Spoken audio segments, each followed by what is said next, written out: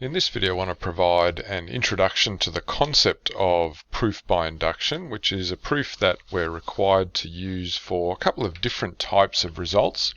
So this video will be a bit of a general introduction to the concept, and then I'll do a couple of other videos with some specific examples of different types of results. So I want to start off by introducing probably a very common proposition which we might use to prove by this method of induction. So let's start with the proposition P of n. Let's let that be the proposition that the first, what are we going to do? Add the first n positive integers, or the first n natural numbers. We're going to say let P of n be the proposition that is always equal to n times n plus 1 divided by 2. Now, we said that's true for all natural numbers.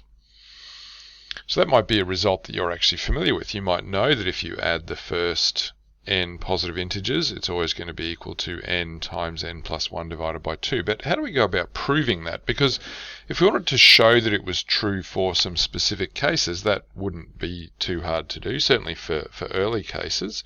So let's think about some examples. The example P of 1, in other words, we're saying the proposition when n is equal to 1. Well, let's test that it is true when n is equal to 1. So the left-hand side of our proposition, when n is equal to 1, that's saying add from 1 all the way up to 1. Well, that's actually just that first number there, isn't it? So the left-hand side is just equal to 1. The right-hand side is equal to this expression here with 1 substituted in for n. So that becomes 1 times 1 plus 1 divided by 2, which is 1 times 2 divided by 2, which is 1. So left-hand side and right-hand side are equal. So therefore we could certainly say, well, P of 1 is true, which is another way of saying that the proposition, the statement, the thing we're trying to show here, is true when n is equal to 1. Now you could try proving it for another one. Let's just do another one to show what we mean here. So P of 3, that would mean on the left-hand side I'd be adding the first 3 natural numbers, or from 1 all the way up to 3. So the left-hand side would be 1 plus 2 plus 3, which would be 6. And the right-hand side, subbing 3 in for n, would be 3 times 3 plus 1 over 2, which is 3 times 4 divided by 2. 12 divided by 2 is 6. So P of 3 is true. So it's a result which is certainly easy to show is true in a number of cases. And we could go on and do that, sort of as far as we wanted to, I suppose. But how do we show that it's always going to be true? Because we know that establishing a pattern, or indeed showing that 100 or 1,000 or 1,000,000 of these cases is true, is actually in maths not the same as coming up with a proof that tells us it's always true. Because maybe in the 1,000,000 cases that we tried, there was one that we didn't try, where one value of n that we didn't try, where it actually doesn't work.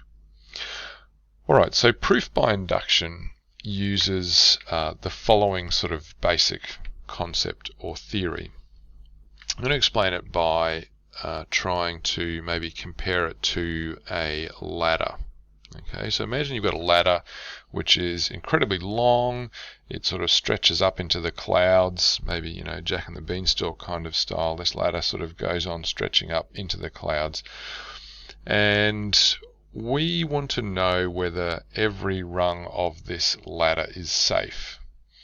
Okay, so, our thing that we're trying to prove here, if you like, our sort of proposition, is that every rung on this ladder is safe.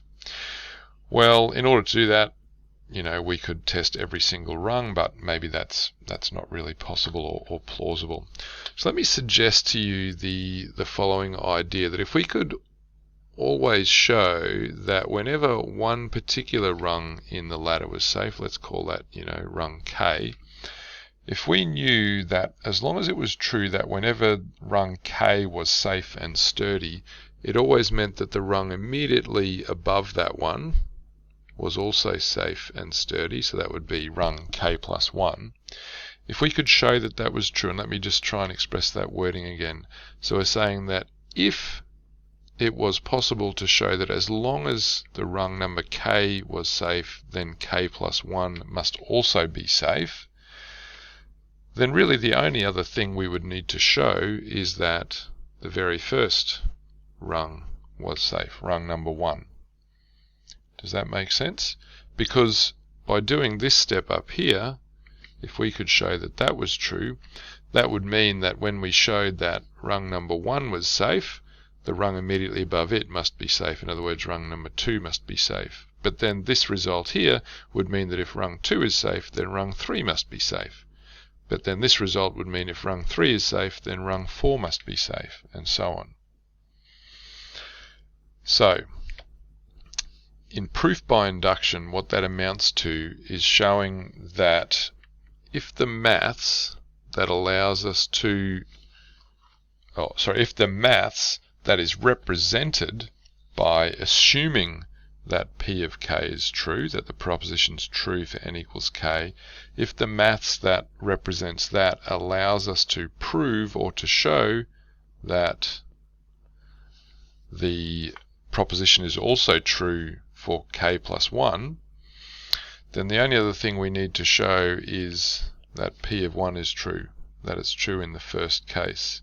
So if that allows that to be proved, then P of 1 is the only other thing that we need to show. Now that's a bit abstract at the moment, so we'll obviously need to do an example to show that.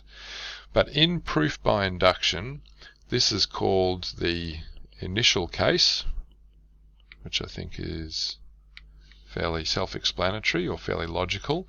And this step here, or we could call it the initial step, and this one here is called the inductive step.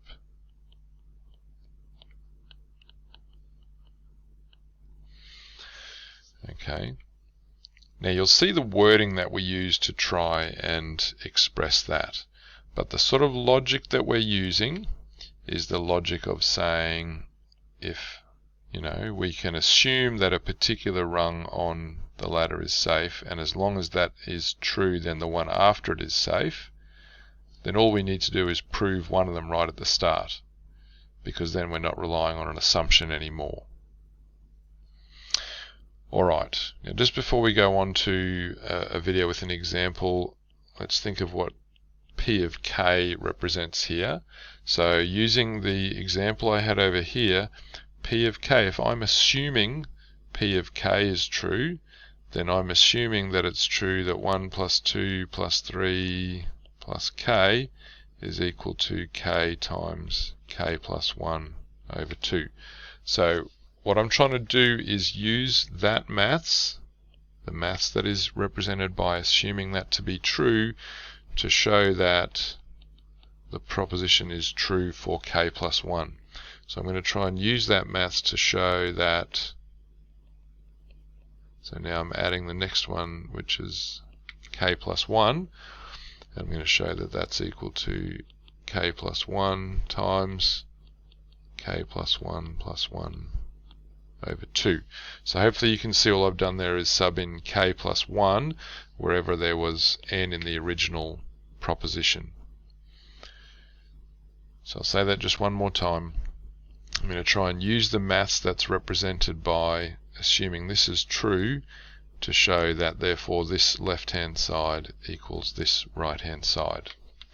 Alright, probably enough sort of generality now. In the next video I'll get into a specific, in fact I'll prove this specific one.